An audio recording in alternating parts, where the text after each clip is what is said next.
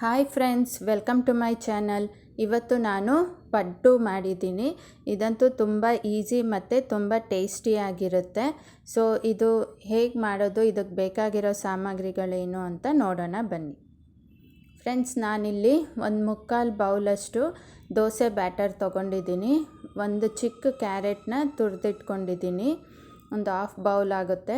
ಒಂದು medium size ಈರುಳ್ಳಿನ ಚಿಕ್ಕದಾಗಿ ಕಟ್ ಮಾಡ್ಕೊಂಡಿದ್ದೀನಿ. ಸ್ವಲ್ಪ ಕೊತ್ತಂಬರಿ ಸೊಪ್ಪು, 2 ಹಸಿರು ಮೆಣಸಿನ್ಕಾಯಿ, ಹಾಫ್ ಟೀ ಸ್ಪೂನ್ ಕಡಲೆಬೇಳೆ, ಹಾಫ್ ಟೀ ಸ್ಪೂನ್ ಉದ್ದಿನಬೇಳೆ ಮತ್ತು ರುಚಿಗೆ ತಕ್ಕಷ್ಟು ಉಪ್ಪು, ಸ್ವಲ್ಪ ಎಣ್ಣೆ. ಇದಿಷ್ಟು ಬೇಕಾಗಿರೋ ಸಾಮಗ್ರಿಗಳು. ಇವಾಗ ಸ್ಟವ್ ಆನ್ ಮಾಡಿ ಸಿಮ್ಮಲ್ಲಿ ಒಂದು 3 ಟೇಬಲ್ ಸ್ಪೂನಷ್ಟು ಎಣ್ಣೆ ಹಾಕ್ಕೊಂಡಿದ್ದೀನಿ. ಎಣ್ಣೆ ಬಿಸಿ ಆದಮೇಲೆ ಕಡಲೆಬೇಳೆ, ಉದ್ದಿನಬೇಳೆ ಹಾಕ್ಕೊಂಡಿದ್ದೀನಿ. ಅದು ಸ್ವಲ್ಪ ಗೋಲ್ಡನ್ ಬ್ರೌನ್ ಆಗೋವರೆಗೂ ಫ್ರೈ ಮಾಡ್ಕೊಳ್ಬೇಕು. ಇವಾಗ ಗೋಲ್ಡನ್ ಬ್ರೌನ್ ಆದಮೇಲೆ ಈರುಳ್ಳಿ ಹಾಕ್ಕೊಳ್ತಾ ಇದ್ದೀನಿ. ಒಂದು ಮೀಡಿಯಮ್ ಸೈಜ್ ಈರುಳ್ಳಿನ ಚಿಕ್ಕದಾಗಿ ಕಟ್ ಮಾಡ್ಕೊಂಡಿದ್ದೆ. ಇವಾಗ ಹಸಿರು ಮೆಣಸಿನ್ಕಾಯಿ ಹಾಕ್ಕೊಳ್ತಾ ಇದ್ದೀನಿ. ನೆಕ್ಸ್ಟ್ ಇವಾಗ ಕ್ಯಾರೆಟ್, ಅದನ್ನು ಒಂದು 3 ಮಿನಿಟ್ಸ್ ಚೆನ್ನಾಗಿ ಫ್ರೈ ಮಾಡ್ಕೊಳ್ಬೇಕು. ಸ್ವಲ್ಪ ಉಪ್ಪು ಹಾಕ್ಕೊಳ್ತಾ ಇದ್ದೀನಿ. ದೋಸೆ ಬ್ಯಾಟರ್ಗೂ ಉಪ್ಪು ಹಾಕಿದ್ದೀನಿ. ಸೊ ಇವಾಗ ಇದು ಮಿಕ್ಸ್ಚರ್ ರೆಡಿ ಇದೆ.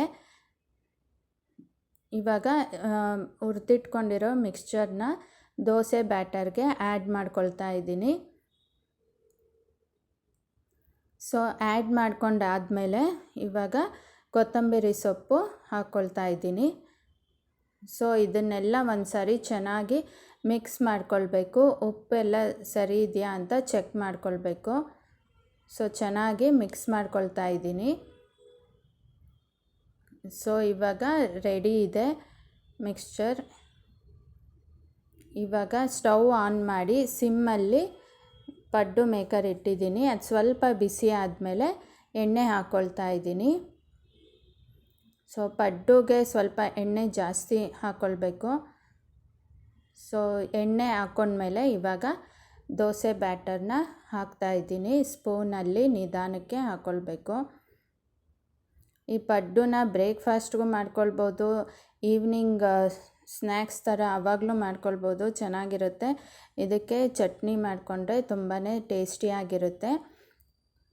ಇವಾಗ ತುಪ್ಪ ಹಾಕ್ಕೊಳ್ತಾ ಇದ್ದೀನಿ. ತುಪ್ಪ ಇಷ್ಟ ಇಲ್ಲ ಅಂದರೆ ಎಣ್ಣೆನೇ ಹಾಕ್ಕೊಳ್ಬೋದು, ಸ್ವಲ್ಪ ಜಾಸ್ತಿ ಹಾಕ್ಕೊಳ್ಬೇಕು. ತುಪ್ಪ ಹಾಕೋದ್ರಿಂದ ಟೇಸ್ಟು ತುಂಬಾ ಚೆನ್ನಾಗಿರುತ್ತೆ. ಸೊ ತುಪ್ಪ ಎಲ್ಲ ಹಾಕಿದ್ಮೇಲೆ ಒಂದು 5 ನಿಮಿಷ ಲಿಡ್ ಕ್ಲೋಸ್ ಮಾಡ್ತಾಯಿದ್ದೀನಿ. ಸೊ ಮಧ್ಯ ನೋಡ್ಕೊಳ್ತಾ ಇರಬೇಕು. ಆಮೇಲೆ ಇದು ಸಿಮ್ ಫ್ಲೇಮಲ್ಲೇ ಇಡಬೇಕು.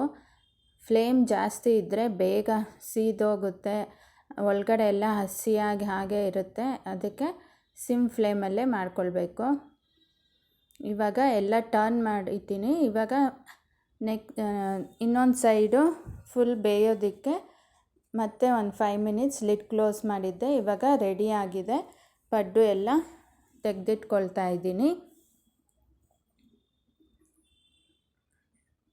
ಸೊ ಎಲ್ಲ ಪಡ್ಡು ತೆಗೆದಿಟ್ಕೊಂಡಾಯಿತು. ಇದಕ್ಕೆ ನಾನು ತೆಂಗಿನಕಾಯಿ ಚಟ್ನಿ ಮಾಡಿದ್ದೀನಿ.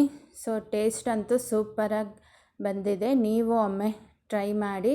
ಸೊ ಫ್ರೆಂಡ್ಸ್, ನೋಡಿದ್ರಲ್ಲ ಎಷ್ಟು ಈಸಿಯಾಗಿ ಪಡ್ಡು ಮಾಡ್ಬೋದು ಅಂತ. ಇದಾಗಿತ್ತು ಇವತ್ತಿನ video.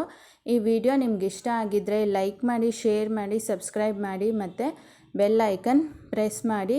Meet you in my next video. Until then take care. Bye friends.